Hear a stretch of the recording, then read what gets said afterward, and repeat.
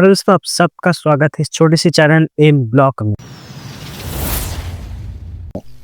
दोस्तों, आप लोग जब पेट्रोल पंप पे जाते हो और पेट्रोल भरवाते हो, वहां पर उसकी कीमत देख के कभी भी सोचो कि इस पेट्रोल जिसको मैं भर रहा हूँ, उस पेट्रोल को कच्ची तेल से निकालने के लिए वास्तविक प्राइस कितना है? अगर नहीं पता तो इस वीडियो को एंड तक देखो, क्योंकि आज का जो हमारा टॉपिक है वो एक बैरल कच्ची तेल को रिफाइनरी करने की वास्तविक प्राइस कितना है, उसकी गहराई तक जाएंगे, जिसकी आंकड़ा आपको हैरान करने वाला। वीडियो को शुरू करने से पहले आपको कुछ बेसिक इंफॉर्मेशन जानना जरूरी है।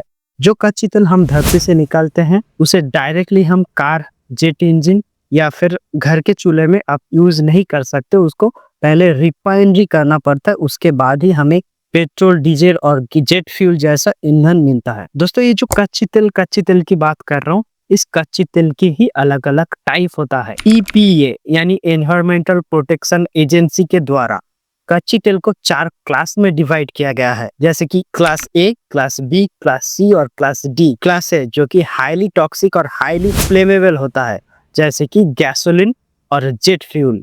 क्लास बी एक क्लास ए से कम फ्लेमेबल और कम टॉक्सिक होता है, जैसे कि डीजल। क्लास सी ये थोड़ा सा हेवी और थिक होता है, जैसे कि residual fuel oil. Class D ये नॉन फ्लूइड होता है और नॉर्मल रूम टेम्परेचर में सॉलिड और सेमी सॉलिड की तरह व्यवहार करता है, जैसे कि चारकोल। ये तो हो गया कच्ची तेल की 4 क्लास, जिसको रिफाइनरी करके हमें एसेंशियल फ्यूल मिलता है। तो इस तरह की कच्ची तेल को रिफाइनरी करने में असली लागत कितना लगता है, उसको जानने के लिए हम 3 स्टेज में आपको समझाएंगे। स्टेज 1, इस कच्ची तेल को रिफाइनरी करने के लिए सबसे जरूरी होता है कारखाना की, जहाँ पर मैन पावर के साथ साथ बहुत ज्यादा पावर यानी इलेक्ट्रिसिटी की जरूरत होता है। उसके साथ साथ बहुत कॉम्प्लिकेटेड मशीनरी की भी जरूरत होता है, जिसकी मदद से इस तरह की कच्ची तेल को रिफाइनरी करते। तो अगर सिर्फ मशीनरी, मैन पावर और एनर्जी की बात करें तो इंडेक्स बॉक्स और इकोनॉमिक्स के मुताबिक लगभग एक बैरल कच्ची तेल यानी 159 लीटर कच्ची तेल को टोटल रिफाइनरी करने में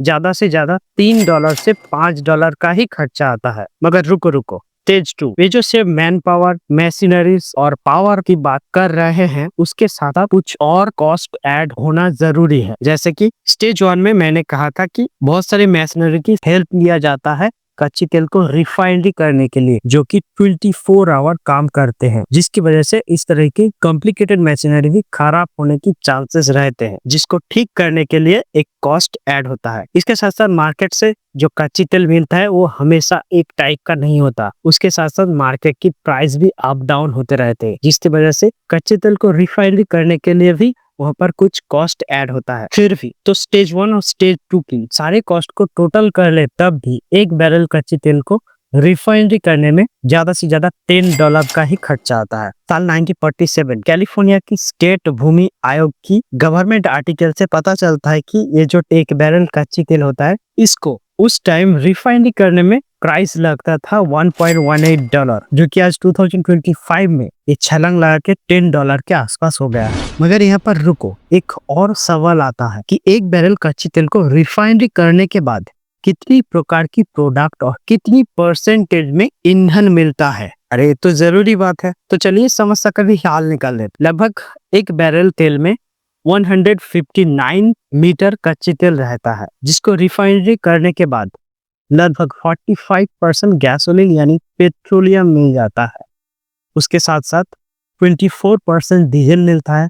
उसके साथ साथ 9% केरोसिन भी निकल जाता है। मगर यहाँ पर एक ट्विस्ट है, अगर वो कच्ची तेल एक क्लास की निकले तो यहाँ पर 9% केरोसिन की जगह 9% जेट फ्यूल भी मिलता है, जिसका प्राइस क्या आपको पता है? जिसका प्राइस है 1 किलोलीटर जेट फ्यूल का प्राइस है इंडियन मार्केट में लगभग 95,000 रुपी। उसके बाद अलग अलग पेट्रोकेमिकल प्रोडक्ट और LPG भी निकल जाता है। और आखिर में एक और कॉस्ट ऐड होता है, जब कच्ची तेल से हमें एसेंशियल फ्यूल मिल जाता है, उसको अलग अलग जगह डिस्ट्रीब्यूशन करने के लिए ट्रांसपोर्टेशन कॉस्ट ऐड होता है। तो अगर एक बैरल तेल को मुंबई से कलकत्ता में अगर पहुंचाया जाए, ज्यादा से ज्यादा कितना कॉस्ट आएगा? यहाँ पर एक बात समझने वाली बात है, वो जो एक बैरल तेल मुंबई से कलकत्ता में आएगा वो टोटल 159 लीटर पेट्रोल ही रहेगा, जिसका कॉस्ट बढ़ के ज्यादा से ज्यादा $12-15 हो जाएगा। बाकी जो पैसे आपके जेब से निकल रहा है उसका